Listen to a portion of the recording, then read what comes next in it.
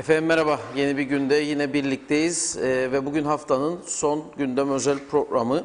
Tabii yarın, bu akşam önemli gelişmeler olur mu? Bunlara şahitlik eder miyiz? Edersek yeniden ekranda olur muyuz? Oluruz. Onu söyleyelim. Çünkü yine bugün çok farklı mesajlar hükümetin sallandığını gösteriyor. Özellikle emirname konusuyla ilgili olarak ortaya çıkan durum, farklı mesajlar. Bugün Sayın Kudret Özersay'ın fotoğraf yayınlayarak yaptığı bir paylaşım ve verdiği mesaj, Ulusal Birlik Partisi kimliğiyle bilinen, ayrıca Sayın Ersin Tatar'ın da Başbakan'ın danışmanlığını yapan Özerkanlı abimizin bir mesajı var. Bugün yine sosyal medya üzerinden yaptığı, verdiği. Bunların tümü ortaklığın gidişatıyla ilgili, hükümet ortaklığının gidişatıyla ilgili sıkıntıların olduğunu ortaya koyuyor. Bunun yanı sıra bugün az önce Lokmacı Barikatı'nda esnafın sınır kapılarının açılması için yaptığı bir eylem vardı. Birleşik Eylem Komitesi'nin. Şu sıralarda da, yani bir 20 dakika sonra Otelciler Birliği ve turizm sektörünün önderliğinde yapılacak olan Metehan bölgesindeki, Metehan sınır kapısındaki eylem var. Eğer bağlantı yapabilme şansımız olursa onu canlı olarak da aktaracağız program süresi içerisinde.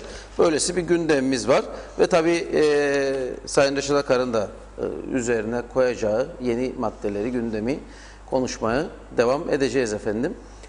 Tekrardan hoş geldiniz diyerek sözü Sayın Reşat Akar'a verelim. Sizin gündeminizde neler var Sayın Akar, buyurun. Evet, tüm izleyenlerimize sevgi saygılarımızı göndererek başlayalım. Hayırlı cumalar diyelim. Tabii dün okumuştum Sayın Mustafa Bazıbağlı'nın UBP hükümetlerinin 1983'ten bu yana ne kadar süreli ömürlerinin olduğunu okumuştum. En uzun süre 2 yıl 3 ay gibi sürelerdi. Yani normalde başka ülkelerde hele hele tek başına geldiğinde bir parti 4 sene ise süre 4 sene götürüyor. Ama bizim ülkemizde hiçbir zaman tek başına da gelseler başından sonuna kadar gitmiyor. Çünkü bu davada tek başına geldikleri zaman parti içi hesaplaşmalar başlıyor. Bakan olmayanlar içeride bir takım patırdı gürültü çıkarmaya başlıyor. Örgütler devreye giriyor. Benim atımı dışarıda bıraktınız diyor. O diyor yok senin atını bıraktık ama bizim de işte şunu koyduk, bunu koyduk. Parti başkanı ve başbakan olan kişi daima parti içindeki dengelere önem verir. Parti içindeki denge ne demektir? Her ilçeden mutlaka en az bir kişinin bakan olması veya 2 kişinin bakan olmasıdır. Ona göre dengeler ayarlanıyor. Nitekim şu anki hükümet de öyle.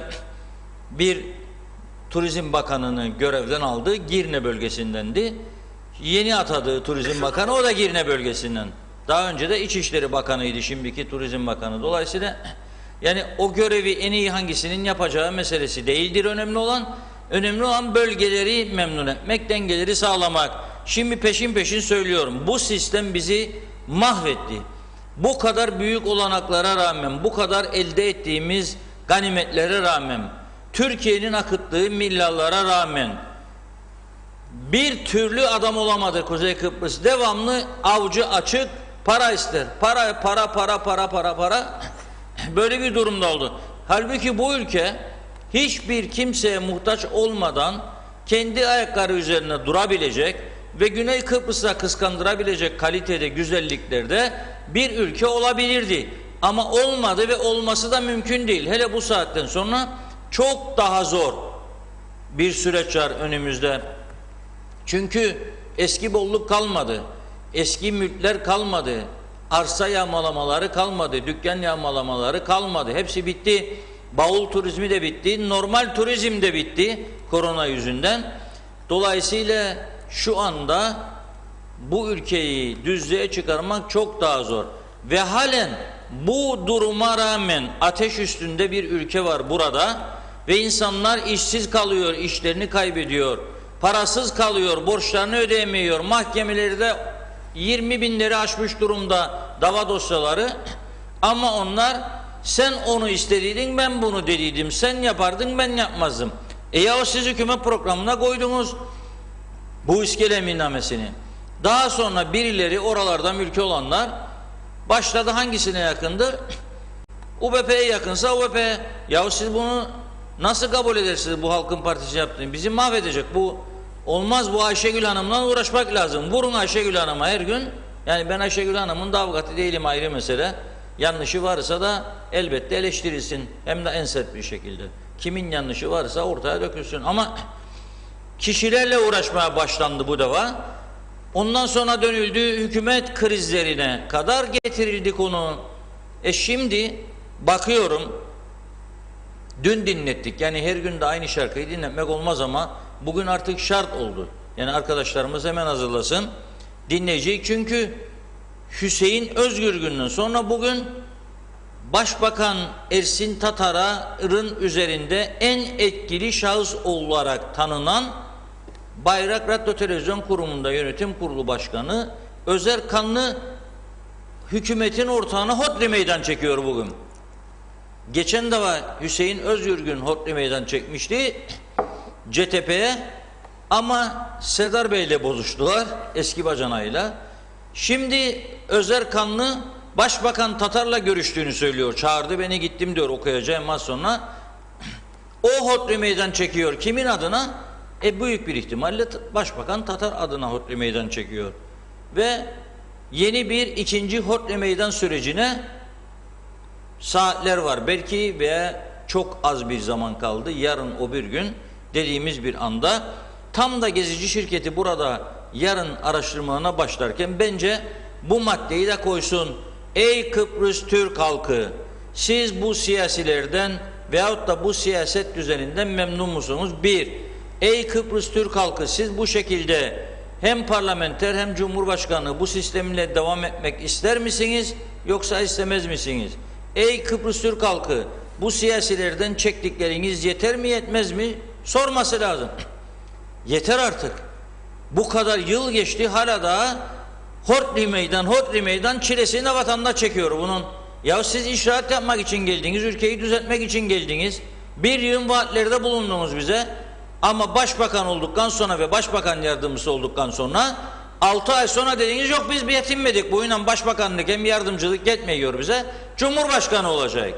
Madem bu kadar önemlidir Cumhurbaşkanlığı da başbakanlığın önemi yoktur. Kaldırın o zaman bu sistemi. Getirin başkanlık sistemini. Gücünüz yetiyorsa çıkın er meydanına. Başkan olun, toplumu idare edin bu şekilde. Yok diyorsunuz ki parlamenter sisteme devam çok önemlidir. Ve Cumhurbaşkanı'nın karışma etkisi yoktur icraatlara. Ama ondan sonra yetinmiyorsunuz bu görevle. Başka görev istiyorsunuz. Yok diyor, başbakan oldum bir de Cumhurbaşkanı olayım bari diyor. Daha önemliyse Cumhurbaşkanlığı ve 6. ayında daha sen hükümete gireli, başbakan olalı ilk defa ve yer başbakan yardımcısı olalı. Sen 6 ay sonra eğer halkın karşısına çıkıp da ben Cumhurbaşkanı olacağım diyorsan zaten bu hükümetin yürümeyeceğini biz o günlerde söyledik. Nasıl olacak dedik. Başbakan aday çıkacak, rakiplerini eleştirecek.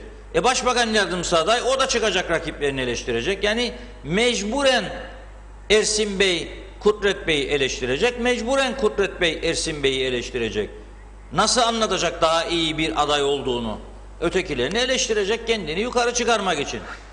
Bu yürümeyecekti zaten. Kendi kendimizi aldatmış olduk. Bu kadar süre geçti. Ve o geçen süre içerisinde ne yaptı bu hükümet diye bakarsak, söyleyin bana ne yaptı? Varsa elle tutulur bir şey. Görelim. Var mı yani bir şey? Ne oldu? Ne değişti? Girne Limanı'nın sahibi belli oldu mu bu süreçte? Olmadı. Ceza yasaları değişti mi? Değişmedi. Ne oldu bu ülkede o günden bugüne? İyi giden ne oldu? Özelleştirmeler, elektrik kurumu, telefon dairesi gerçekleşti mi? Hayır, gerçekleşmedi. Peki ne yaptı bu? 14 ayımızı çaldılar bunun dışında. Ne oldu? 16'da ondan önce vardır. Halkın Partisi'nin içinde olduğu 30 ay. 30 ayda bu ülke bir adım ileri gittiğini söyleyebilecek birisi var mı? Değişti mi bir şey? Batmış Toprak Ürünleri Kurumu'nu kapatma cesaretini gösterebildi mi birisi? Özelleştirmeye dönebildi mi? Hayır. Telefon dairesini özelleştirme cesaretini gösterebildi mi? Hayır. GSM şirketlerini hizaya getirebildi mi? Adam edebildi mi? Fiyatlarını denetim altına alabildi mi? Hayır. Ercan Havaalanı denetleyip kontrol altına alabildi mi? Hayır. Bugün bakıyorum 2 ay uçak gelmedi bu ülkeye. Ne 2 ay? 3 ay uçak gelmedi bu ülkeye. Ve sizin 3 aydan sonra şimdi uçakların gelmeye başladığı dönem aklınıza geldi. Pistlerin boyanması. Nasıl bir durum bu? Havaalanı içerisinde klimalar çalışmıyor, insanlar ecel teri döküyor orada. Ne yaptı bize bu hükümetler 30 ayın içerisinde? Söylesinler. Ben göremiyorum bir vatandaş olarak. Siz görüyorsanız söyleyin. İyi olan ne oldu? Ve habire aynı düzen. Hortli meydan çekti Hüseyin Özgürgün. Şimdi Ersin Bey aynı durumla karşılaşmasın diye herhalde o çekmiyor. En yakın adamı çekiyor Hortli meydan. Tehditle devam eden diyor bir ortaklık olamaz diyor Özerganlı. Demek ki bu iş bitti. Öyle başlıyor. Yazıyor. Ve Bu dörtlü ortaklığa atıyor. Yani tekrar sanki dörtlü hükümet kurulacak diye bizi tehdit ediyor. Böyle şey olmaz diyor yazının içerisinde. evet, kurabilir. Kurabilir. Ayşegül Hanım'a daş atmaları var. Evet. Yani diyor ki şöyledir, bunu okumak lazım burada. Herkes çünkü takip etmeyebilir bunu. Şöyle diyor, çabucak okuyayım da bu önemlidir çünkü. UBP-HP hükümeti ciddi bir sıkıntı daha yaşıyor. Zaten var olan sıkıntıya da ek geldi diyor. HDP'nin eski Turizm Bakanı Yunanistan'ın görevden alınmasının peşin dillendirilmesi önemli bir hataydı. O günden bozmak lazımdı o zaman. Bu hata ile kalınmadı. Bir sorun varsa bile Ersin Tatar ilgili kişiyi görevden almaktan kaçınabilir havası yaratılarak bence art niyetle sırf Tatar'a zarar vermek için üstlerin görevden alınması şartı sürede belirtilerek basına servis edildi. Bütün bunlar UBP'de HDP'ye olan tepkileri tırmandırdı. Bu olayın etkisi halen devam ederken imar planı oyunu ilişkileri daha da gerdi. UBP'liler kendi aralarında jet olayı ile ilgili olarak HDP'li bir bakanın da görevden alınması gerektiğini yüksek sesle konuşurken şimdi Ayşegül Baybars Hanım buna eklendi. Yani Ulaştırma Bakanı da istenildi. Bir de Ayşegül Hanım oldu. 2 tane. Dün hangi UBP'liyi gördüysem diyor, yani kendi içerisinde, lazım Ersin Bey İçişleri Bakanı görevden alsın sözlerini duydum diyor. Ben Ayşegül Hanım'ı diyor iyi tanımam, kendisiyle bir kez konuştum. O da bilmem nerede. Geliyor. Sonra diyor başbakanın toplansa benim hakkımda diyor bir şeyler söyledi gıyabımda diyor. Bir sürü laflar söyledi diyor. Bana göre hükümetin en zayıf halkasıdır diyor yani Ayşegül Hanım. Hakkındaki iddialar ya bana atılacak cinsten değil. Ne iddialar varsa bu iddialardan 2 tanesi beni çok rahatsız ettiği için durumu Kudret Bey'e aktarmıştım diyor. Bunlardan biri Ayşegül Hanım'ın eşinin tapu ile doğrudan alakalı bir davada suçlanan tarafın avukatı olması, diğeri de Islar gazetesinde yer alan iddialardır. Birincisi için yani Ayşegül Hanım'ın eşinin tapu dairesi konusu, Kudret Bey'den memleketin en iyi ceza avukatıdır yanıtını almıştım. İkincisi için de Islar gazetesinde 3 sayfalık yazı gönderildi ama yayınlamadılar. Mahkemede ortaya konulacak oldu. Ersin Tatar'ı iyi tanırım diyor. Söyleyeceğini söyler, doğrudur. Söyleyeceğini çekinmeden söyler. Ondan sonra da bazı söylediklerinden dolayı da pişmanlık duyar. Bazılarından duymaz. Duymadıkları için de kendi kendine moral verir. Söyledim ama doğru değil miydi der mesela. Ve devam eder. Salı gecesi malum eminname yayınlandıktan sonra bana da tepkiler gelmeye başladı. Sayın Başbakanı ve Başbakan Müsteşarı Ömer Köseoğlu kardeşimi aradım ve tepkileri ifade ettim. Sonra elime kararname ulaştı. Ulaşmaz UBP'nin tavrını bildiğim için burada bir hata var. Başbakan Eminönü'nün bitiş tarihi net bir şekilde ortaya konmamışsa evet dememesi lazım diye düşündüm. Neden? Çünkü UBP biz eminnamelere karşıyız, imar planı isteriz diyor uzun süredir. Çarşamba günü Sayın Başbakan aradı ve Başbakanlığa gitmemi istedi. Gittim. Ersin Bey'i oldukça tepkili buldum diyor. Beni kandırdı diyor. Kim kandırdı? Ben samimi bir şekilde davrandım. Kendisine beni kandıramayacağına dair güvendim. Ama beni sıkıntıya sokan bir eminnameyi bana gönderdi. Ben de kendisine güvendiğim için yayınlansın dedim. Olmaz böyle bir şey. Ben koltuk hastası değilim. Halkın için geldim. Halkın içine yine dönerim ama bunu kabul edemem. İptal ettireceğim. İsterlerse hükümeti bozsunlar demiş. Ne zaman? Çarşamba günü. Bugün nedir? Cuma. Aradan 2 gün geçti. Sonra UBP Genel Sekreteri Ersan Bey geldi. Onunla da konuştuk. Gerçekten ortada samimiyetsizlik vardı. Buna karşı adım atılmalıydı ve atıldı. Başbakanlıktan bir açıklama yapıldı. O açıklamanın sonunda aynen şöyle deniyordu. Bu noktadan sonra beklenen İçişleri Bakanlığı'nın sadece zaman uzatmasını içeren bir emirnameyi Başbakanlığa göndermesidir. Böyle bir emirname gönderilmesi halinde gereği hemen yerine getirecektir. Ama ne oldu diyor? İçişleri Bakanlığı buna uymadı. Bitiş süresini içermeyen bir emirname gönderdiler. Başbakanlık bunu yayınlatmadı. Şehir Planlama Dairesi belediyelere sanki emirname süresini uzatmış gibi yazı gönderdi. Oysa emirname süresi 15 Temmuz gece yarısı sona erdi. 31 Ocak 2019 tarihinde sona erdiği gibi. Ve yapılması gereken neydi? 14 Ocak 2020'de 6 ay için uzatıldığı gibi bu kez de bir süre koyup uzatmak. 1 ay veya 3 ay gibi bir süre konulabilirdi. Yapılmadı. Halkın Partisi bunu yapmadı. Peki niyetleri nedir diyor. 45 yıllık UBP'ye 5 yıllık Halkın Partisi mi ayar verecek diyor. 45 yıllık UBP'ye 5 yıllık Halkın Partisi mi ayar verecek? O farklı bir şeydi. Yani 5 günlük de olsa eğer çok güçlüyse verir mi verir. Ama değilse veremez tabii. Asla mümkün değil diyor. Dörtlü koalisyona geri döneceklermiş. Buyursunlar dönsünler diyor. UBP buna üzülmez. Yalnız bilinecek diyor. Bu KKTC'ye UBP'den başka kimse hizmet veremez. Bu KKTC'nin dış politikasını UBP'den başka kimse idare edemez. Neden? Çünkü UBP diyor Kıbrıs Türk halkının özüdür, sözüdür, gerçekçidir, hayalci değildir diyor. Şarkı hazırlansın, Hodri Meydan diyor.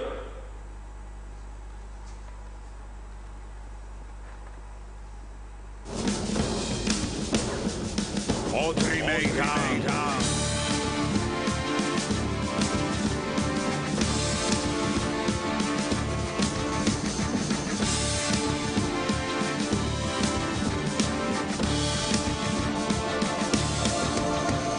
Hodri meydan, hodri meydan, hodri meydan, hodri meydan, hodri meydan, hodri meydan, hodri meydan, hodri meydan. Bir yanda ortağın çilesi, diğer yanda tufanın şiddeti, gezici verdi cesareti. Öyleyse hodri meydan, gemi karaya vurdu, Özdemir atladı kurtuldu. Çınarda kurmaya başlayınca doktor yine umut oldu. Hodri meydan, hodri meydan, hodri meydan, hodri meydan, hodri meydan, hodri meydan, hodri meydan, hodri meydan.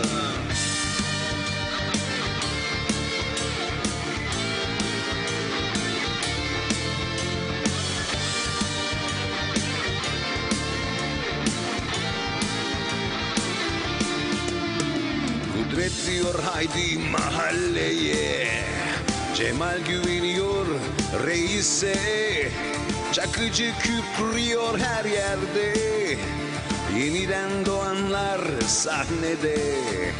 Güneşin etrafı bulutlandı, şimşek çaktı, yağmur yağdı, beklemeye tahammül kalmadı.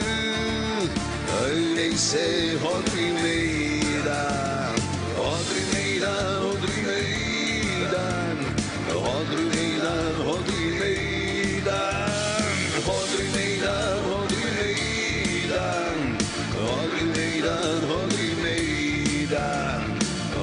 meydan, hodri meydan, hodri meydan, hodri meydan, hodri meydan, hodri meydan, hodri meydan, hodri meydan.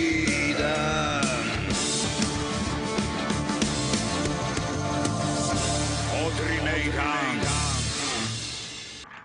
Hodri meydan bu bayrak inmez. Hodri meydan, hodri meydan, hodri meydan. Hodri meydan.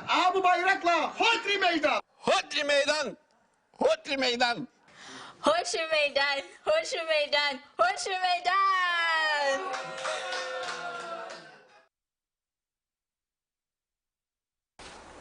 Evet, Özer Bey'in yazısının içinde geçen Hodri Meydan, geçen seçimdeki bizim şarkımız, seçim dönemindeki şarkımız. Çünkü Hodri meydanların bitmeyeceğini bildiğimiz için bu ülkede bize bu oyuna oynamamız, bu oyunu sürdürmemize müsaade ettikleri sürece büyük güçler, Hodri meydanlar hiç bitmeyecek.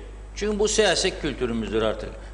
Bugün UBP çekecek, yarın CTP çekecek, öteki gün DP çekecek, bir sonraki gün YDP çekecek. Hodri meydanlar bu bizim kültürümüzdür.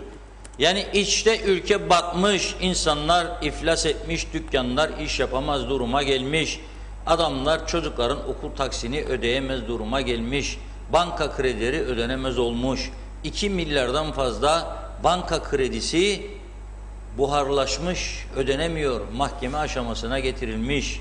Kimin umurunda kimin? Kimin? 3-5 kişinin, 10 kişinin, 15 kişinin çıkarı bütün ülkeyi teslim almış durumdadır. Bizler de bunu görüyoruz ama ne yazık ki seyrediyoruz sadece. Bir şey yapamıyoruz, yapabilecek bir gücümüz de yok. Bunu ancak halk iradesi değiştirebilir. Halk iradesinin de tecelli edebilmesi için önünü açmak lazım. Bir referanduma gitmek lazım. Ey Kıbrıs Türk'ü, bir soru, mevcut sisteme devam mı? Evet, hayır cevap. Cevap hayırsa başkanlık sistemine evet mi? Evetse evet, hayırsa hayır. Ha şimdi bazıları bu Hodri meydan sisteminden yaralananlar veya beklentisi olanlar, olur mu efendim başkanlık sistemi diktatörlüktür da falan da filan da. Ama aynı insanlar da federasyoncudur aynı zamanda. Federasyon olursa başkandır o tarafta, başkanlık sistemidir. Bak ne güzel, adam 3 tane bakanı götürdü 2 hafta önce. Hadi bir tanesi kendi gönlüyle ayrıldı. Enerji Bakanı 10 yıldır dedi bu görevdeyim yeter dedi. Yapacaklarımı yaptım, vereceğim hizmetle verdim. 7 yıl pardon. 7 yıldır. İlk 5 yıl anasosyalist dönemi, 2 yıl gene anasosyalist dönemi. 7 yıldır anasosyalist kendisini değiştirmedi başarılı olduğu için. Yorgos Lakotritipis dedi benim artık daha fazla verecek bir şeyim yok. Yeteneğim bu kadardır. Bütün yeteneğimi ortaya koydum. Çekiliyorum dedi.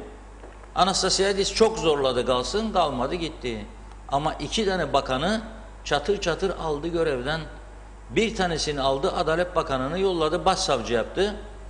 Getirdi bir tane bayanı, onu da Adalet Bakanı yaptı. Turizm müsteşarını aldı getirdi. Turizm müsteşarını aldı getirdi, Savunma Bakanı yaptı. Döndü bu taraftan değiştirdi. Yok dedi ona ihtiyacım var dedi. Eğlence Belediye Başkanı getirdi. Bu da Savunma Bakanı yaptı. Öteki bayana da Turizm Bakanlığı'ndan sorumluluk verdi. Şimdi ve aldı Savunma Bakanlığı'nda başsavcı yardımcısı yaptı. Tık yok gazetelerde. Bizde olsa yıkılırdı. Parti gazeteleri yıkardı ortalığı. Adamlar dedi saygı duyuyoruz. Hatta dediler ki büyük cesaret başkanda bir anda gözünü kırpmadan değiştirdi. Bildiklerim var dedi. Ben dedi kimseye hesap vermem bu kadar dedi. Değiştiriyorum. Daha aktif bir hükümet istiyorum dedi. Yaptı bunu. Ama bunlar milletvekili değillerdir. Hiçbirisi. Milletvekili olsaydı eğer bunlar hükümet mi kalırdı şimdi güneyde? Mecliste istifalar, boykotlar neler olurdu neler? Parti içi eylemler, muhtıralar, olağanüstü kurultay çağrıları neler olurdu neler? Bu bizim siyaset kültürümüzdür. Bizden bu kadar. Daha fazla bir şey olmaz bizde. Ya bu şekilde yaşamaya devam, ta ki birileri bize desin yeter be çocuklar artık bu oyuncuklar bitti, durduruyorum sizi. Ya da yeni bir sistemi gündeme getirecek. Şimdi Özer Kanlı arkadaşımızın yani Ersin Tatar Bey ile görüştükten sonraki düşüncelerini aktarıyor. Hodri meydan çağrısını yaptığı bu yorum sabah erken saatlerde paylaşıldı. Programa girmezden yarım saat önce baktım. 51 tane like aldı. Biliyorsunuz Facebook'larda like çok önemlidir. Bazıları sayar 3, 5, 10, 15. Hadi be biraz daha artsın. 30, 40. Hadi be biraz daha artsın da görsünler gücümü. Bir arkadaş dün Mor Menekşe'den bana fotoğraf attı. Ha, Mor Menekşe deyince oradan da bir fotoğraf vardır ama önce Kudret Bey'in fotoğrafını istiyorum. Onu getirsin arkadaşlar. Bu fotoğraf kalsın ekranda. Biraz sonra da Mor Menekşe'ye getireceğim. Dün Mor Menekşe'nin bir arkadaş bana 3 tane fotoğraf attı. Bir tanesi Ersin Tatar Bey'in bir paylaşımı. Bir tanesi Cumhurbaşkanı Akıncı'nın paylaşımı. Bir tane kendisinin. Baktım koçuma ayak üstüne dağıtmış. 600 kusur like almış. Gördün mü abi diyor bana. Bu siyasilere güven kalmadı diyor. Başbakan 400'lerde, Cumhurbaşkanı daha da altta galiba.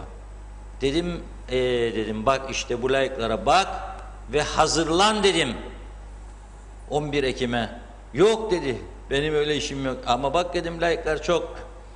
Like'lara göre gidersek o bir iki tane çok güzel bayan vardır. Rekorlar kırar paylaşımları. 1700, 1800, 1300, 1400. Nerede göreceğiz biz öyle like? Dünyanın en ağır, en mükemmel yazısını yaz. İşte çıkacak olan ortaya. Ya hükümet krizine yol açacak bir yazı yazdı arkadaş. 51 tane like. Bak hükümet krizine yol açacak Hodri Meydan diyor. Yani düşüyor hükümet. Belki de biraz sonra düşer. Bu akşam düşer belki de. 51 tane like.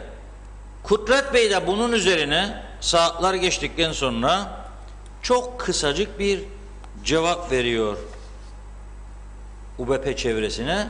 Şu fotoğrafla. Kendisi ve 2 bakanının yanına almış. Tabii Ayşegül Hanım her zamanki gibi gülüyor. O gülünce de like'lar artıyor. Baktım onların da programa gelirken 639 tane like var. 706 oldu. 706. Güzel. Ama bu 706'nın 550'si garanti, 500'ü Ayşegül Hanım'dan dolayıdır. Bu kesin yani. Yüzünün gülmesi, sempatik oluşu ve şeyleri Facebook arkadaşları oldukça fazla olduğu için kendisini seviyorlar. Like'lar yüksek oluyor. Her paylaştığı fotoğraf yüksektir. Bakıyorum ben. Mesela arada bir çocuğuyla bir fotoğraf paylaşıyor. 1200-1300 like. İnsanlarımız da seviyor. Vur bir like diyor. Ayşegül Hanım görsün şu biz de like yaptık diyor kocasına. Ne olur ne olmaz. Kıbrıs Türk halkının eskiden cemaati derlerdi. Beğenmedik Kıbrıs Türk toplumu. Beğenmedik Kıbrıs Türk halkı dedik. Ne değişti arkadaşlar?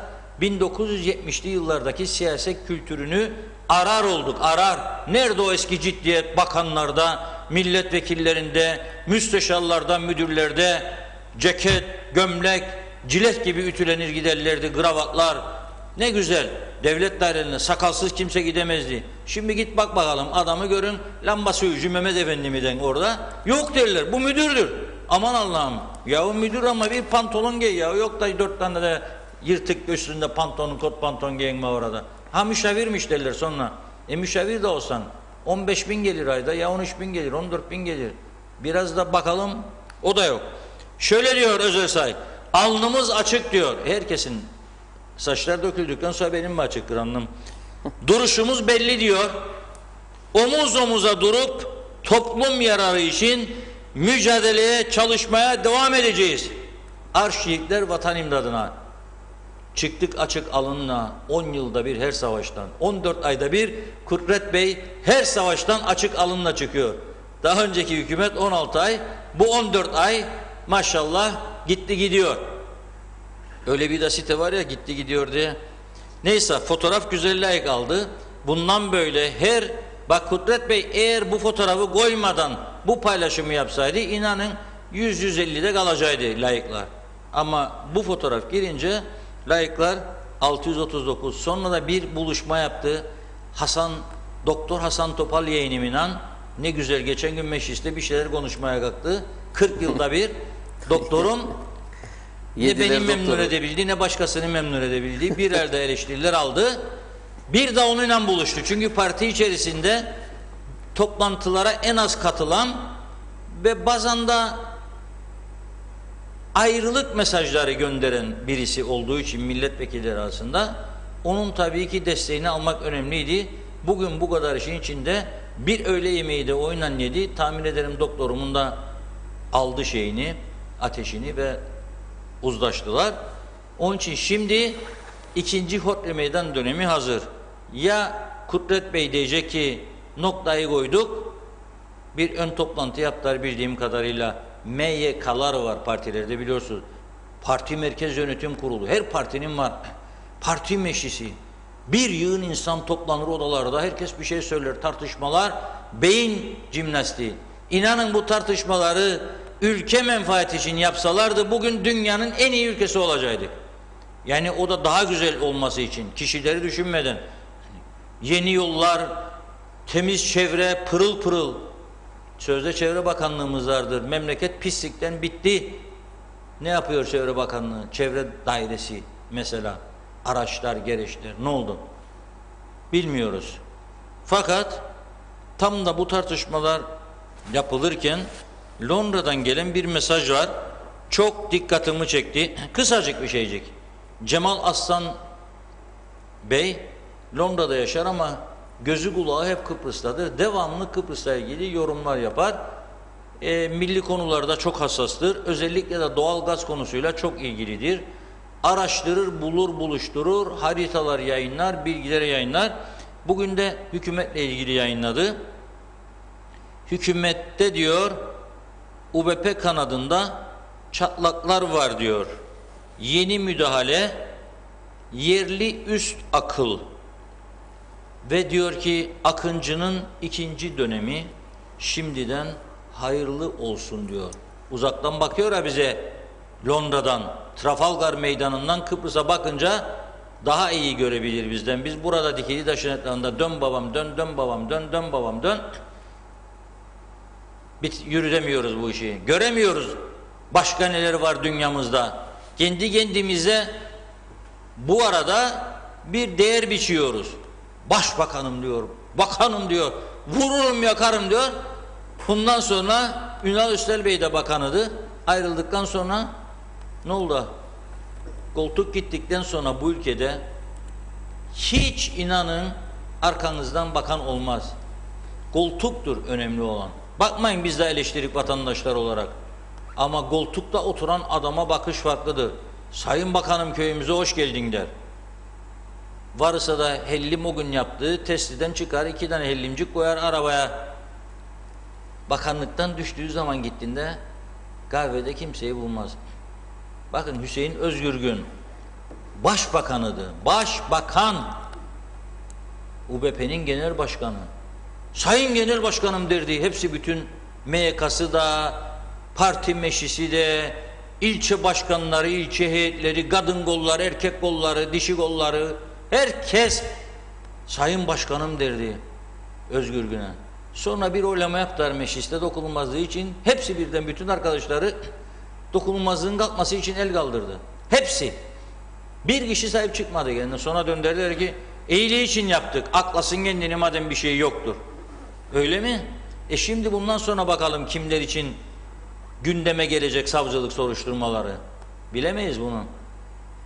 Bu hükümet tumba olduktan sonra benzer soruşturmalar kimler için gelecek acaba? Merak etmiyor musunuz? Değerli Kıbrıs Türk halkı. Koltuk gittikten sonra kimse kimsenin gözünün yaşına bakmaz bu ülkede.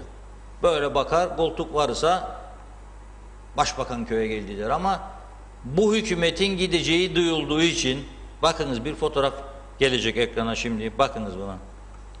Çarşamba gecesi bugün Cuma 3 gün önce ya Salı ya Çarşamba gecesi Başbakan Tatar Mor Menekşe'yi ziyaret edeceğim demiş.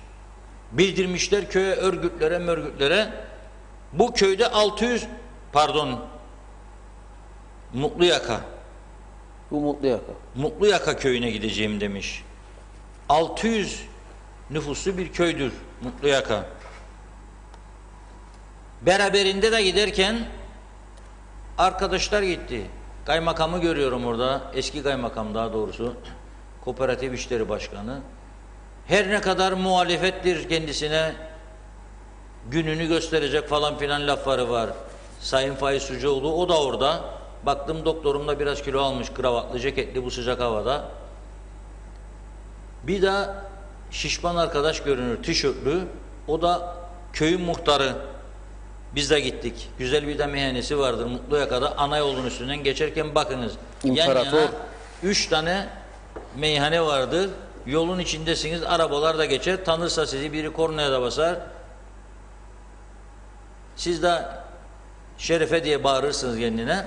Yeme içme alemleri oralarda güzel. Muhtarcığım da bak maşallah kilolar. Orada babasıyla beraber çok güzel bir lokanta çalıştırıyor. Muhtar tabii UVP'li. Onun için başbakanı karşıladı. Ama sayıya bakın. O bölgeden bir arkadaşım verdiği bilgiye göre bana yarısı başka bölgeden gelmiş oraya. İşte köyden de 7-8 kişi diyor. Ancak orada düşünsen memleket yanıyor. Barajda Diyalog Gazetesi'nin manşeti var bugün. Aman Allah'ım aman. Söylüyorum başından beri. İnşallah diyorum yanılırım. 5 aydır konuşuyorum burada Ocak ayından beri 6 aydır ve yanılmayı arzu ettiğimi de her fırsatta belirtirim. Kim yaşadığı ülkenin ve insanların susuz kalmasını ister da ben de isteyeceğim. Bütün toplumun nüfusun %90'ı dese ki oh olsun da susuz kalsın dese bile ben demem. Çünkü susuzluğun nelere mal olacağını bilirim. 3 kuruşluk üretimimiz var, onlar da yok olacak. Bu defa kuyu sularıyla zepseler yeniden eskiden olduğu gibi yetiştirilecek, tuzlanmış sularla kanser patlaması daha da artacak. Yediğimizin, içtiğimizin tadı olmayacak. Çocuklar sabahleyin anneciğim gel dişlerini fırçala deyip dişlerini fırçalarken o pis kuyu sularıyla ağızlarını yıkayacaklar. Gel yıkayayım senin de toz toprak oldu üstün dediğinde yüzünden gözünden akacak olan sular o kuyulardan çekilmiş birçok şeyin karıştığı sular olacak. Anamur'un temiz suyu kesildikten sonra. Ve inşallah yanılırım diyordum. Bak başlığa bakın siz başlık çok mühim. Dayan Kıbrıs diyoruz. Neden? Tarım Bakanı tabii bizim muhabir arkadaşlar demiş ama ne bu demiş Çiğdem Hanım'a 15 günde bir beni aran. O da demiş Reşat Bey istiyor. İstiyorum tabii. Çünkü sen bana dedin ki daha önce barajdaki su Kasım'a kadar gider dedin. Sonra sordurdum Eylül dedin. Sonra sordurdum Ağustos dedin. Şimdi dün sordum gene Eylül diyorsun. Bak ama fotoğrafa bakın o barajda su kalmadı neredeyse. Ama diyor ki Sayın Bakan inşallah söylediği doğrudur. Meyilliymiş baraj. Da meyilli olduğu için birçok yerinde su kalmamış gibi görünmesi normalmiş. 5 milyon metreküp civarında su vardır diyor. Eylül'ün tarih de verdi. 10'una kadar yetebilir diyor. Yetebilir 10'una kadar.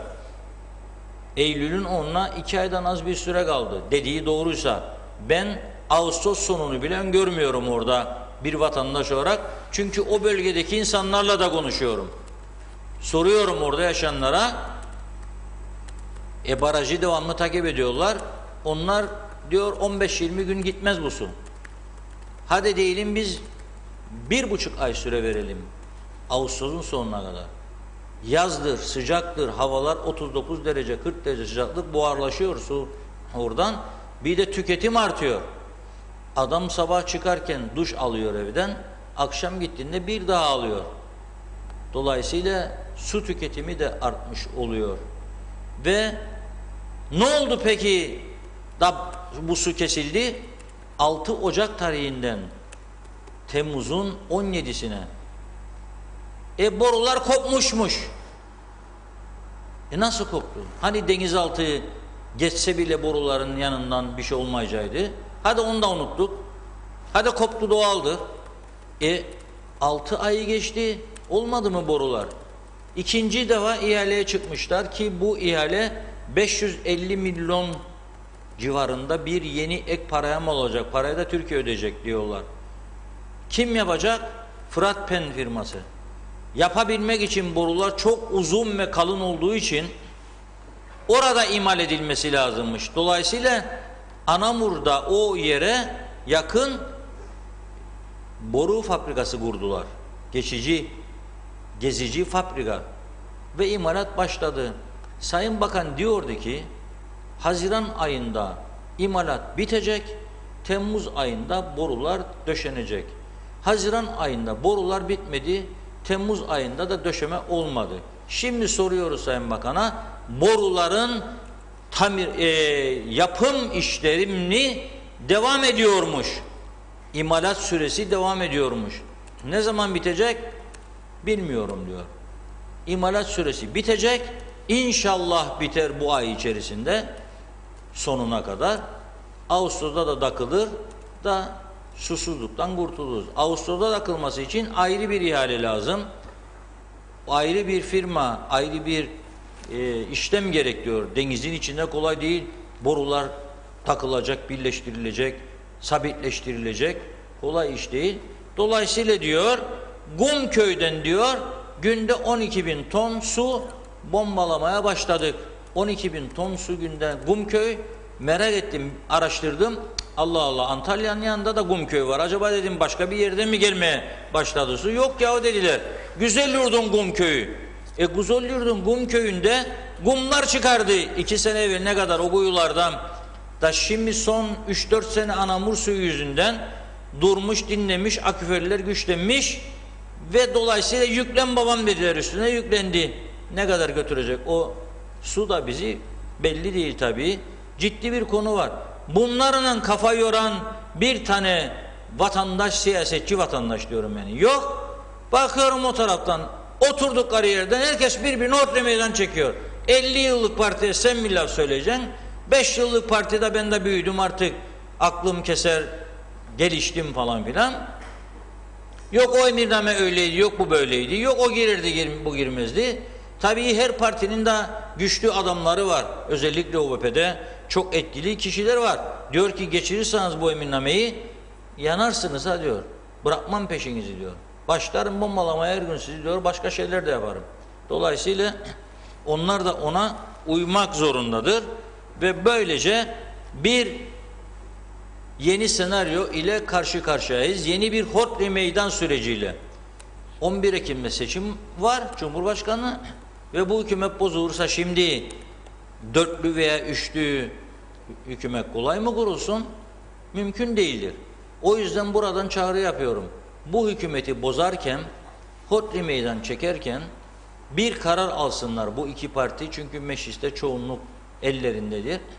Ve bence böyle bir karar alırlarsa CTP'yi de, YDP'yi de, DP'yi de ikna etme şansları çok yüksektir. Desinler ki madem anayasamız başbakanın illaki bir meclis içinden biri olması lazım, en genç milletvekili kimdir? Tahmin ederim Erek Çağatay'dır. Ya başka biri. Kim ise bir tane pırıl pırıl isim bulsunlar, en gencini koysunlar, başbakan olsun. O da dışarıdan 5-6 tane bakan atasın, seçim sonuna kadar 3 ay bari memleket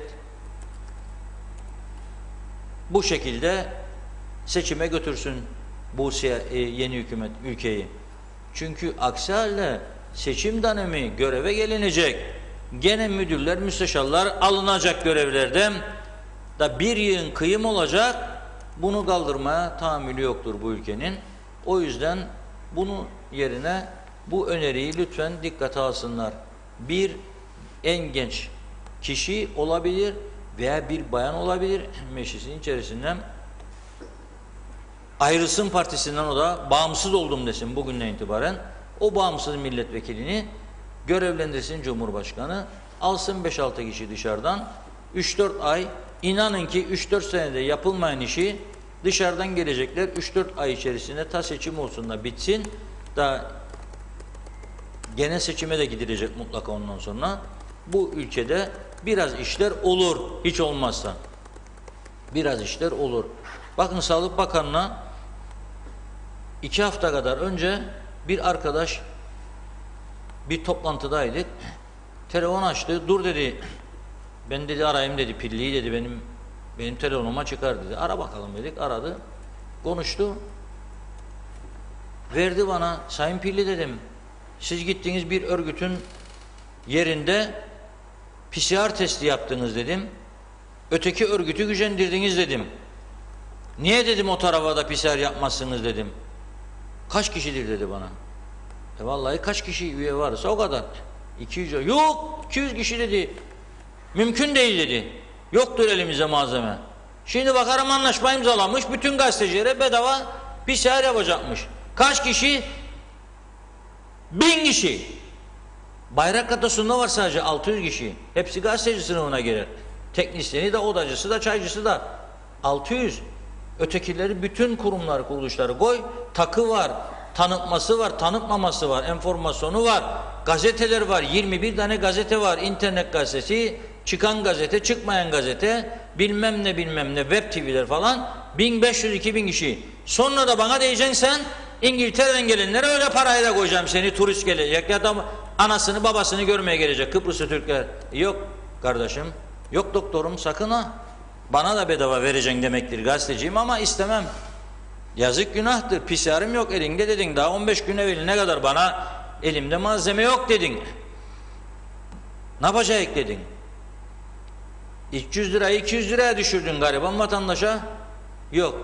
Bana da bedava yapma. Benim ne ayrıcalığım var ki bana bedava yapacaksın sen bu işi. Gazeteci demek bedavadan nemalanan adam demek olmamalı diyorum size buradan. Sayın Ali Pilli Bey. Zaten bu sözle verdin sözü ama 2 gün sonra hükümet Horthy Meydanı'ndan dolayı kaybolursa, hükümet giderse, buharlaşırsa zaten bu da geçersiz olacak. Herhalde yeni gelen Sağlık Bakanı bunu sürdüremeyecek veya daha fazla verecek o da. Çünkü Kudret Bey de dediydi, kimin malını kime veriyorsunuz, geldiğinde değiştiremedi. Saldırdılar kendisine, aradı düzeltsin. Her taraftan hücumlar gelince o da mecburen biraz daha esnek davranmaya başladı. Bu ülkenin de bir de bu talihsizliği var. Düzeltmeye çalışan da istemezler. Vururlar palayı. Onun için geri adım atmak zorunda kalır. Bunu da buradan söylemiş olayım. Evet, bu arada şu sıralarda az önce girişte söylemiştim. Ekonomik örgütler, turizm örgütleri, Metehan sınır kapısının açılması, daha doğrusu geçişlerde yaratılan sorunun, Rum tarafının yarattığı sorunun ortadan kaldırılmasına yönelik bir eylem gerçekleştiriyorlar. Bugün gazetemizde Avrupa Duy Sesimizi şeklinde bu haberin duyurusunu yapmıştık. Herhangi bir konuşmanın yapılmayacağı ifade edildi. Bir protesto eylemi yapılacağı söylendi ama bir deklarasyon ortaya konacak sanırım. Bir açıklama olursa vereceğiz. Ayrıca eğer birlik başkanlarından arkadaşlarımız orada demeç alma şansı olursa da canlı olarak ekrana getireceğiz.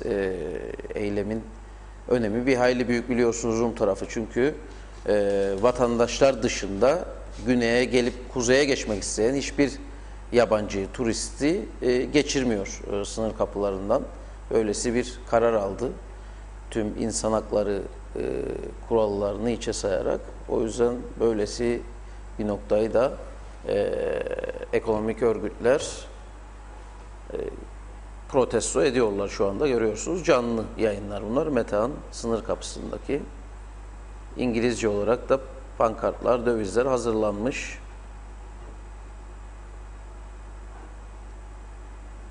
Evet, o devam etsin orada. Biz mesajlardan başlayalım. Evet. Konuşma olursa bağlanırız oraya. Reşat Bey, 300 bin nüfuslu İstanbul'da bir muhtar yönetiyor. KKTC'de 50 milletvekili, başbakan, cumhurbaşkanı yönetemiyor. Bu ülkede siyasetçi yok, çıkar siyaseti var. Cebini dolduran çekiliyor köşeye. Devletin mal denizi yemeyen keriz mantığını kullanıyorlar. Yiyecek de bir şey kalmadı. Ülke batıyor. Mutlaka bir şeyler var, izinler var, şunlar onlar bitmez yani. Yiyecek şey bitmez. Evet. Bu ne bu hükümetten ne de vurdum duymaz, bu halkla KKTC bir adım bile ileri gidemez diyor Mehmet Akın. Hükümet istifa etmeden önce son bir iyilik yapsın. Bu halka 3-4 ay daha her kapansın hepimiz telef olalım. Herhalde kapılardan bahsediyor. Burada nasıl olsa hastane, yol, ekonomi, eğitim yok. Daha her şeye zam yapıyorlar. Kimsenin bu ülkede bir beklentisi kalmadı. Artık salla başını al maaşını, bu eylemler için çok geç kalındı diye bir görüşü var. Gamze Mısırlı, bırakın particiliği, onlarca parti hükümet etti. Yıllardır kim ne yaptı? Rum yatırım yapması adına ülke ülke gezdi, milyonluk yatırımlar yapıldı ülkesine. Sen ülkenin tanınması adına yıllar yılı ne yaptın diye soruyor Gamze Hanım. Serkan Atayler, ben KKTC'deki siyasi çarkının nasıl işlediğini en sonunda çözdüm diyor. Bir de gülücük emojisi koymuş. Önce yeni bir hükümet kurulur. Sonra 12-15 ay boyunca arı vız vız vız, ondan sonra birkaç duyduk duymadık demeyin derken ani bir hodri meydan ve her şey tu baştan. 45 yıldır böyle ciddiyet sıfır, saygı sıfır, particilik ve popülizm had safhada ve utanma hiç yok. Koltuklarda da yapışkan var sürekli. Oturan kalkmıyor. İşte böyle demiş.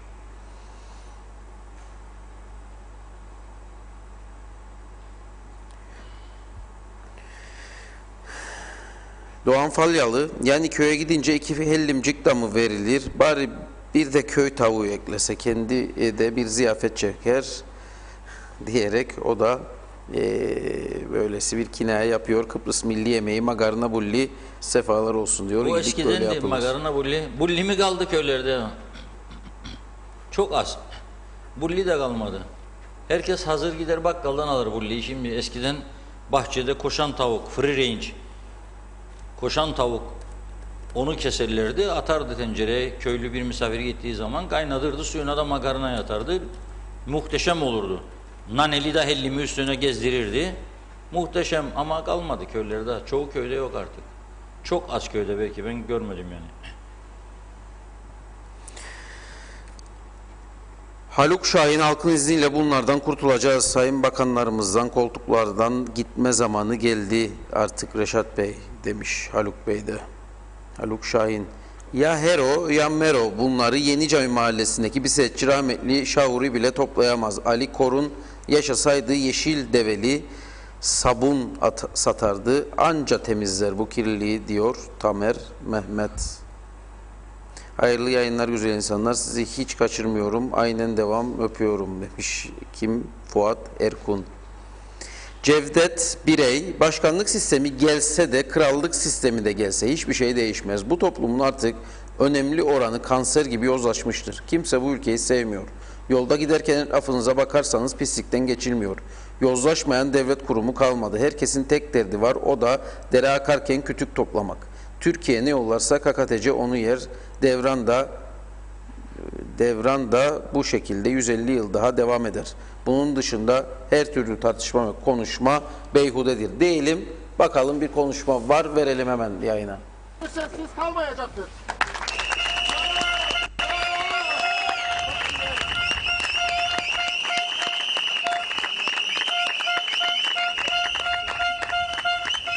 Huzur içerisinde yapmış olduğu protestoyu umarım ki bundan sonra Kıbrıs Türk halkısında bu adada yaşamaya devam edecektir. Arkadaşlar, huzur içerisinde yapmış olduğumuz bu organizasyon protestonun sonucunda deklarasyonlarımızı okuduktan sonra yine huzur içerisinde buradan ayrılacağız. Teşekkürler.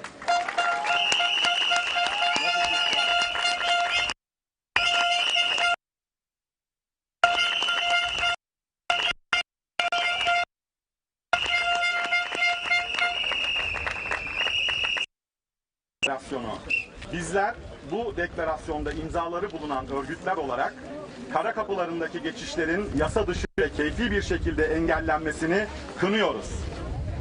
Dünyanın karşı karşıya olduğu Covid-19 salgını ile mücadele eden ekonomi ve sosyal değerleri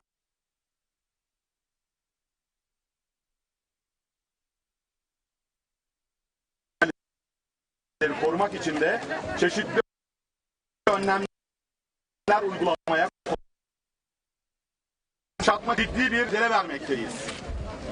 Kıbrıs Rum yönetiminin kara kapılarındaki keyfi ve Avrupa Birliği yurttaşlarının bile Kuzey Kıbrıs'a geçişini engelleyen kararı, Kuzey Kıbrıs'ta ekonomik varlıkları korumak için verdiğimiz mücadeleye darbe vurmakta. Bu haliyle salgına karşı verilen mücadeleyi de olumsuz olarak etkilemektedir. Bu tutum insani değildir ve kınanmalıdır. Kınıyoruz.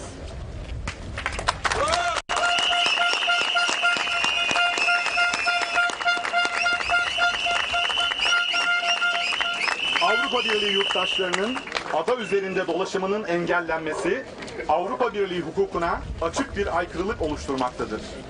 Kıbrıs Rum tarafı olarak hukuk dışılığın farkında olarak bu uygulamasını resmi bir karar altına almamış ve bildirme yükümlülüğüne karşın Avrupa Birliği merkezine bildirmemiştir. Kıbrıs Rum tarafının kararı hukuki de değildir. Kınıyoruz.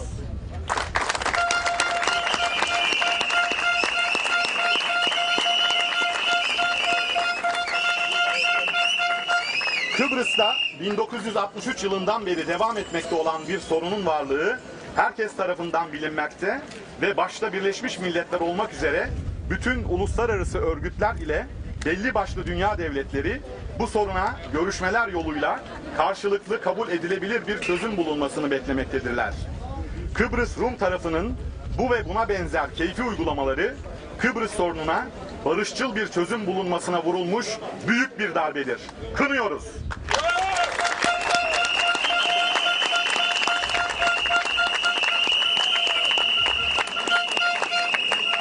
Başta Avrupa Birliği olmak üzere ilgili örgüt ve devletleri Kıbrıs Türk halkının sesine kulak vermeye, Kıbrıs Türk halkına uygulanan izolasyonların kaldırılması için çaba harcamaya çağırıyoruz. İzolasyon çözüm veya barış getirmeyecektir. Kıbrıs'ta çözümü ve bölgemizdeki istikrarın sağlanması için Kıbrıs Türk halkının izolasyonuna derhal son verilmelidir. Evet, imza atan birliklerimiz Kıbrıs Türk Ticaret Odası, Kıbrıs Türk Sanayi Odası, Kıbrıs Türk İnşaat Müteahhitleri Birliği, Kıbrıs Türk Otelciler Birliği, Kıbrıs Türk İş İnsanları Derneği, Kuzey Kıbrıs Genç İş Adamları Derneği, Kıbrıs Türk Seyahat Acentaları Birliği, Kuzey Kıbrıs Restorancılar Birliği, Kıbrıs Türk Rehberler Birliği, Kiralık Araç İşletmecileri Birliği, Kazino İşletmecileri Birliği, Kıbrıs Türk Kamu Araçları İşletmecileri Birliği, Taksiciler Birliği, Kıbrıs Türk Toplu Taşımacılar Birliği, Kuzey Kıbrıs Dalış Merkezleri Birliği, Sürdürülebilir Turizm İnisiyatifi, Association of Turkish Cypriots Abroad. Teşekkürler.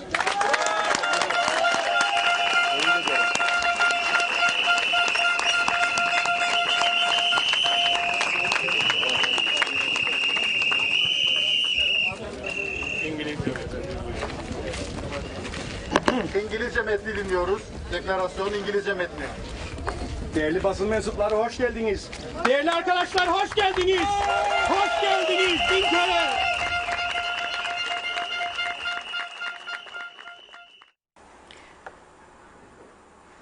Evet, İngilizce metni okuyor arkadaşlar. Gerek yok. Anlayabildiğimiz kadarıyla zaten Türkçesini dinledik. Okudun. Dima Bey ilk kısa bir konuşma yaptı. Andaç Günayda Seyahat Acenteleri Birliği'nden metni okudu. Ve bu adaletsizliğin son bulması talep ediliyor özetle. Bakalım bu nasıl derler ona, epidemiolojik ismini de unuttum. Şimdi o pandemi raporunun sunulmamasını gerekçe göstermişti Rum yönetimi. Şimdi o rapor sunuldu. Bakalım bir gelişme olur. Umarım bu baskılarla birlikte. Tabii bu Rum tarafının eline biz büyük bir koz verdik. O kadar başarılıyız ki gene bu başkanlık ve başbakanlık meselesinden dolayı Cumhurbaşkanı aday, Başbakan da aday olduğu için Başbakan der, ne ben onun istediğimi yapacağım, hükümetim ben der, işraat benden sorulur der. Verme be Ali Bey der kendine, bırak kendini Akıncı'ya der. Akıncı da mecbur kalır, çıkar halkın içinde der, vermiyor bana der, Rum tarafı gönderdi, bu göndermedi der.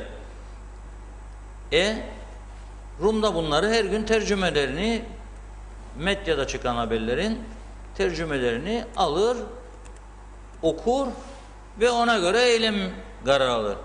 Avrupalıların da karşısına çıkarır, verir bunu, bakın der. Bunlar kendi aralarında anlaşamıyorlar der. Cumhurbaşkanına bile vermediler raporları, kendilerinin Cumhurbaşkanı. Demek ki bir korktukları vardır der. Aslında Rum bu adımı atarken elinde bir koz arıyordu. Ve biz bu kozu verdik ona. Çünkü o neyi düşünüyor? Kendisinin tarafta şu anda yeterli turist yok. Otelcileri kan alıyor, bağırıyor, çağırıyor. Şimdi iş yerleri, alışveriş merkezleri eski müşterilerini bulamıyor. Çok büyük gelir kayıpları var. Bu kadar ciddi bir sıkıntı varken Rum tarafında şimdi o diyor ki bir de kaçıracağım, benim elimdeki Rumlar gidecek benzin doldursun kuaföre oraya buraya. Bir de kaçıracağım, elime gelen turistleri gitsin kuzeye. Ben ne yapacağım bu tarafta? Benim otelcimi nasıl mutlu edeceğim? Bir yol arıyordu. Biz o yolu gösterdik buna. Bu fırsatı verdik. Kutlamak lazım. Bundan da çok büyük bir başarı elde etmiş durumdayız. Kendi kendimizin kuyusunu gaza gaza maalesef bu sıkıntıları çekiyoruz, çekeceğiz de. Ve bu Kıbrıs Türk siyaset kültürü değişmezse eğer olası bir çözümden sonra çok daha fazla darbe yiyecek. Çünkü bizim seçtiğimiz veya seçmek zorunda kalacağımız isimler de nasıl bir iştahat gösterecek, Rumlarla birlikte mi hareket edecek bizim haklarımızı kırpmak için? Ondan bile ben şahsen bir Kıbrıslı Türk olarak endişeliyim. Güvenim müthiş derecede sarsılmıştır siyasete. Acaba bizi temsilen gidecek insanlar oraya, bakanlar kuruluna mesela veya parlamentoya bizim haklarımızı savunacaklar mı? Yoksa şimdi de olduğu gibi içimizde bazı kesimler bizim haklarımızın budanmasını isteyenlerin yanında mı yer alacaklar? Endişeliyim. Ama sen buna verdin. Bu fırsatı verdin, o da kullanıyor. Ha diyelim ki Rum yönetimi yabancılara da bize geçiş için izin verdi. Şimdi bir arkadaşımız uzun süre Londra'dan yazardı, bana mesaj attı. Herhalde geldi Kıbrıs'a, Güney Kıbrıs'a tabii, Larnaka'ya. Çünkü şey var, uçak seferleri gitmiş, biner İngiltere'den geçmiştir Almanya'ya, Almanya'dan binip gelmiştir.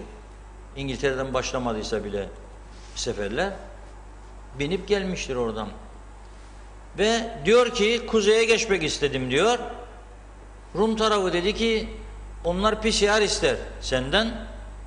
PCR'ın da fiyatı 85 eurodur demiş. Şimdi bana yazıyor, kim bu parayı verecek kuzeye geçmek için? Ben de diyorum ki kimse. Düşünsen, karı koca geldi İngiltere'den, bir Kıbrıslı Türk gelecek, 85-170 euro verecek. Uçak biletlerini ödeyecek. Gelecek, bir de benim tarafta yaptıracak. Benim tarafta da 200-400 lira verecek.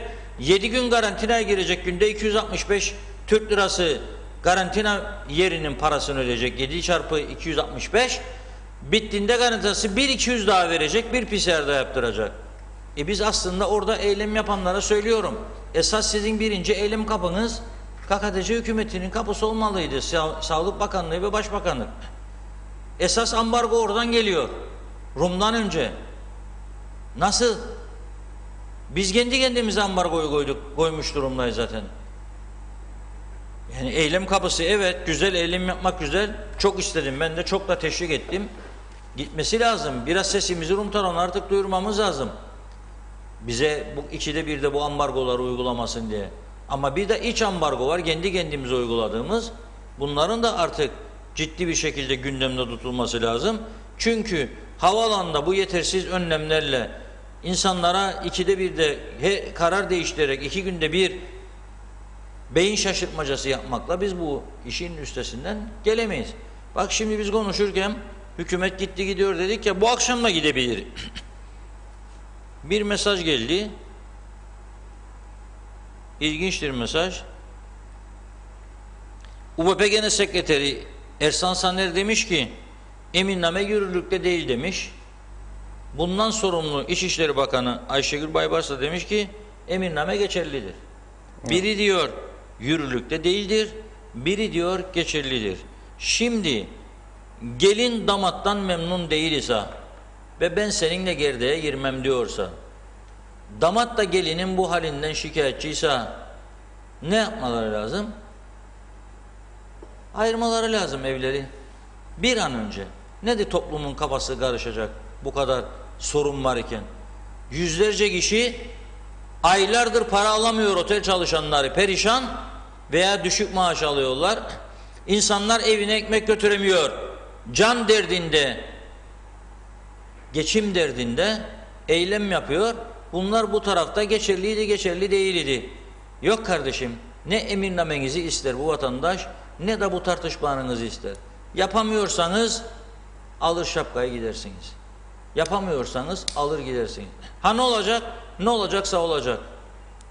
Ama bu şekilde de bir ciddiyetsiz bir hükümet, devlet yönetimi olmaz. Ben öyle görüyorum ki çok yakındır evliliğin bozulması. Evet. Bitiyor. Yani güzel günler geride kalmıştır.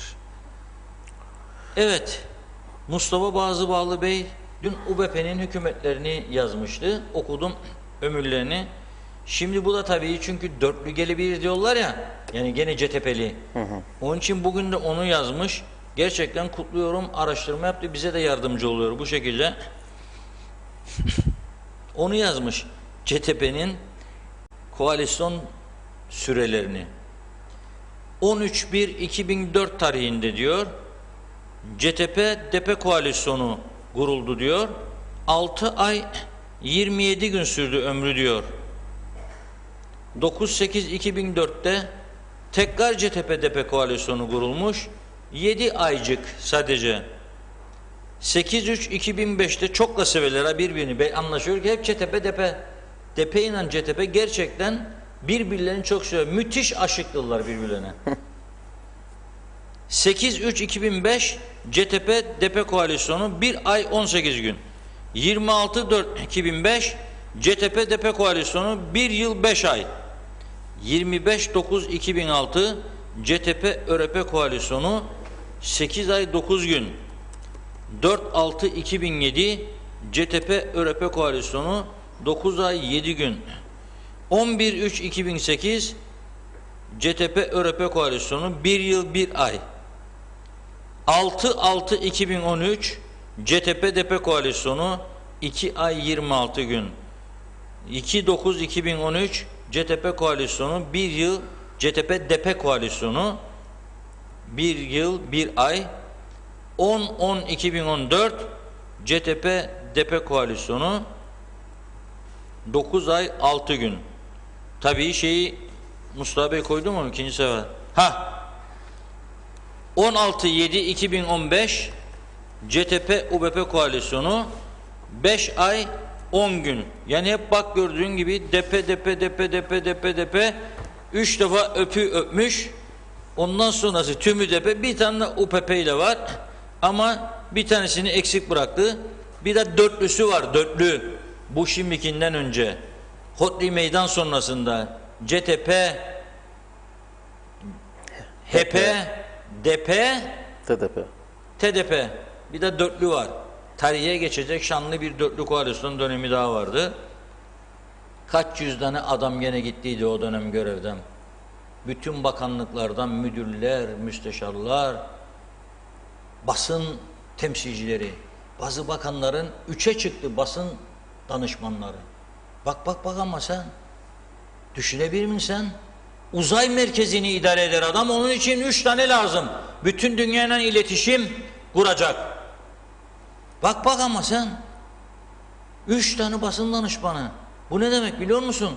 Geçin bir odaya oturun da siz beni idare ettiniz, gelinceye kadar ben de sizi idare edeceğim diyor kişilere. Alan memnun, satan memnun. Müthiş bir durum. Olacak şey değil. Olacak şey değil. Öyle bir hale geldi ki bakana danışmanı gazeteci sıfatıyla soru sorar. Müdürü olamaz yani. Ama oldu. 16 ay, o da Kıbrıs Türk siyasi tarihinde önemli bir süreçtir. Şimdiki de 14 ay önemli bir süreçtir. Ersin Bey halbuki aday olmasaydı, yardımcısını da ikna etseydi, o da olmasaydı, hükümet protokolünde yazdıklarını hayata geçirselerdi, cesaretle özelleştirilmesi gerekenleri özelleştirselerdi, bu ülke umut bağlardı gelecek için bu ülke insanı. Şimdi nereye umut bağlayacak bu insanlar? Nereye? Ayın sonunda ne olacağını bilmiyoruz. Bir de tabii biz haberlerin doğruluğuna çok önem verdiğimiz için Türkiye'den bugüne kadar gelen yardımlar konusunu da irdelemek istedik bu yıl için. Bir bilgi kirliliği olmaması adına ve bu işin de doğrusunu bugün Diyalog Gazetesi'nin 1. sayfasında yayınlamış durumdayız. Çünkü bir iddia vardı ki Türkiye'den buraya 782 milyon Türk lirası geldi bu yıl içinde. Maliye Bakanı amcaoğlu Diyalog muhabirine evet diyor 782 milyon geldi ama diyor geldi görünüyor diyor ama serbest bırakılmadı bu paranın tümü. Bırakılan miktar sadece 366 milyon. Bu 366 milyonun 300 milyonu da savunma giderleri içindir. Yani askerin harcamalar içindir. Bitmiştir bu para. Yemeği var, içeceği var, elektriği var, diğer giderleri var. 66 milyon da diğer ilgili sektörler için verilen paradır. Yani daha yarısını 782'nin bloke olarak tutuyor Türkiye. Belli ki protokolün gereklerinin yerine getirilmesini bekliyor. Hele bir de bu hükümet krizini gördükçe bu para kolayına serbest bırakılmaz diye düşünüyorum ben şahsen. Hükümet düşüyor da dün atamalar vardı. Yani yeni atamalar yapıldı. Turizm Bakanı'nda bütün kademe değişti. Enteresan bir durum. Hükümet gitti gidiyor, Turizm Bakanı'na atama yapılıyor. Çünkü diyor ki söz verdiydim sana be Mehmet diyor. İnşallah Mehmet diye biri yoktur yani. İsimce insanlarla uğraşmam ben çünkü tabiatım değil. Söz verdiydim be Ahmet diyor ya be Mercimek diyor. Aha be aldım be seni diyor. 2 gün 2 gündür diyor orada diyor. Gönder o birini evine. Havada sıcak. Gitsin otursun ya gitsin denize. Oteller boş zaten. Fiyatlar da uygun çok ucuzladı. Git denizciğine diyor. Bırak biraz da mercimek yapsın bu görevi diyor. Onu da memnun edeyim. Da ne olur ne olmaz seçim var diyor. Çünkü bir yakın gelecekte öyle görüyorum ufukta diyor. Herkes çizmeleri giysin. Öyle derler siyasetçiler. Çizmeleri diyor çıkardık diyor. Dolaptan diyor giymeye hazırlık diyor. Seçim zamanı söylüyor bu lafı. Allah acısın bizi bu devada. 10 tane parti her biri 50 adaydan düşünün siz aman Allah'ım aman 500 tane aday bulacaklar. 500 tane aday küçük bir toplumda da çarpıştıracaklar bu 500 adayı. Gene insanlar küsecek birbirine. Aynı aileden biri UBP'den, biri DEP'den, aynı aileden biri HEP'den, biri CTP'den. Memleketin haline vay. Ve bu arada tabii Doğu Akdeniz'de olaylar daha da kızışacak. Birleşmiş Milletler Genel Sekreterinin Güvenlik Konseyi'ne sunduğu rapora da yansımış durumda. Bu gerilimden söz ediyor raporunda. Bizim taraftan bir kelime ama Genel Sekreterin raporuyla ilgili duymadık. Bir haftadır Rum basında her gün Genel Sekreterin önce taslak raporunu yayınladılar. Biz onlardan öğrendik ne olduğunu raporun. Taslak raporu yayınladılar. Sonra düzeltilmiş en son şeklini yayınladılar. Onu da onlardan öğrendik içeriğinde ne var. Bir tane siyasetçinin acaba umurunda oldu mu? Alıp da okudu mu? Ne yazıyor bu raporda bu Genel Sekreter? Rumlar topuz ellerinde kovalıyorlar. Buradaki temsilcisi İsbihar'ı haftalardır. Eşit davranmaya çalışmış sözünde bir lafta iki tarafa diye kadını öyle bir yaylım ateşine tuttular ki hiç sormayın. Hatta non grata person dediler, ilan edelim. İstenmeyen şahıs ilan etmeyi konuştular. Rum partileri aralarında. Biz de bak nelerine uğraşırız. Eminname'yi diyor, öyle miydi, böyle miydi?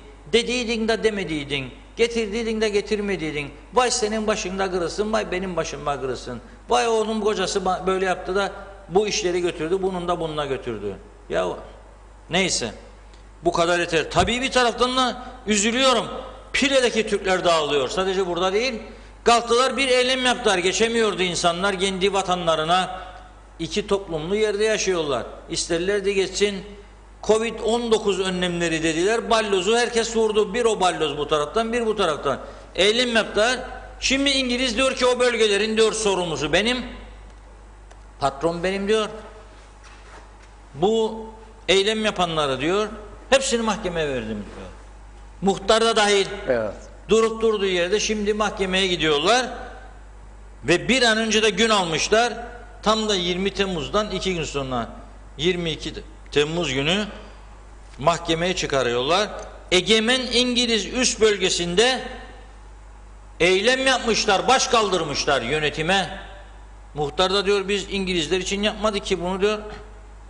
Niye diyor bizi suçluyor diyor.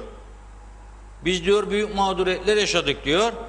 KKTC'deki devlet yetkililerine mesaj verdik diyor. Şimdi bu insanları 22'sinde KKTC nasıl savunacak? Düşmüş hükümetle veya düşmeye hazır hükümetle veya sallanan hükümetle, salınacak gider gelir böyle. Nasıl savunacak bu insanları? Kendi kaderleriyle baş başa mı kalacak bunlar acaba? Merak ediyorum. KKTC, TRNC forever demek.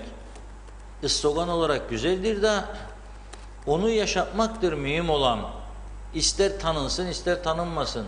Önemli olan o devletin vatandaşı olanları mutlu etmektir, huzur içinde yaşatmaktır. Ama yok öyle bir şey. Var mı? Nerede mutluluk? Nerede güvenli yaşam? Herkes şikayetçi, herkes bir taraftan dert yanıyor. Bu eylem yapan insanlara bakın. Aylardır parasız, pulsuz evine ekmek götüremiyor. Onlar da diyor ki emirname diyor. Öyle miydi böyle miydi diyor. Çünkü biri telefon açar ki yahu diyor yedirmeyin bize ha Ayşegül Baybars'a diyor. O bir de diyor teslim olmayın ha onlara diyor. Tamam. 14 ay biri 12 ay biri işte 12,5 ay galiba 13'ü buluyorlardı. Yani artık herhalde enough is enough derler. Yeterli bir duruma gelmiştir gibi düşünüyorum ben de bu işi. Rum tarafından 2 pozitif vaka daha çıkmış bugün. 1329 testten. Dolayısıyla kapılar kapalı mı kalsın, açık mı? Açılırsa kapılar hepimiz korona mı oluruz yoksa tesir etmez mi? Bu konularda bir tartışalım bakalım ne olacak. Bak diyor Mustafa Bey bununla lütfen diyor. Peki. Lütfen diyor okuyun diyor. Okuyorum Mustafa Bey. Bir araştırma yaptım diyor. Bunu vatandaşlar bilsin diyor. Siyasi erbabın maaşları yanı sıra aldıkları tahsisat miktarları vardır diyor. Siyasi erbab dediği yani siyasilerin demek istiyor. Milletvekilleri %12 ek tahsisat alıyormuş maaşa dışında. Bakanlar %15, meclis başkanı 19.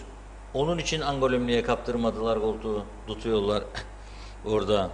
Meclis başkan yardımcısı %15, Cumhurbaşkanı %25. Şöyle diyor Mustafa Bey, nasıl kıyak ama diyor, çok güzel.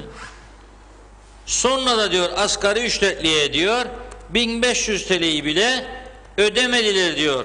Buna adalet ismini, bunlar diyor adalet ismini ağızlarına nasıl alırlar? Şaşarım diyorlar. Evet biz de şaşıyoruz. Adalet nerede bu ülkede diyelim ve bugün Cuma'yı da mübarek Cuma'yı da sonlandıralım. Evet. Tabii kriz olur olmaz. Hükümet düşer kalkar. Göreceğiz belli onu. olmaz. O zaman bizde zaten tatil yok. Çalışıyoruz cumartesi pazarda. Programlar devam eder. Olmazsa kriz o güne kadar pazartesine kadar 2 gün televizyon programlarına ara veririz. Evet efendim, iyi tatiller dileyelim herkese. Bugünü noktalayalım. Dediğimiz gibi pazartesi normal şartlarda görüşmek üzere ama olağanüstü bir durum olursa da yine buralardayız. Birlikte oluruz. Gelişmelerden sizleri haberdar ederiz efendim. Herkese iyi tatiller.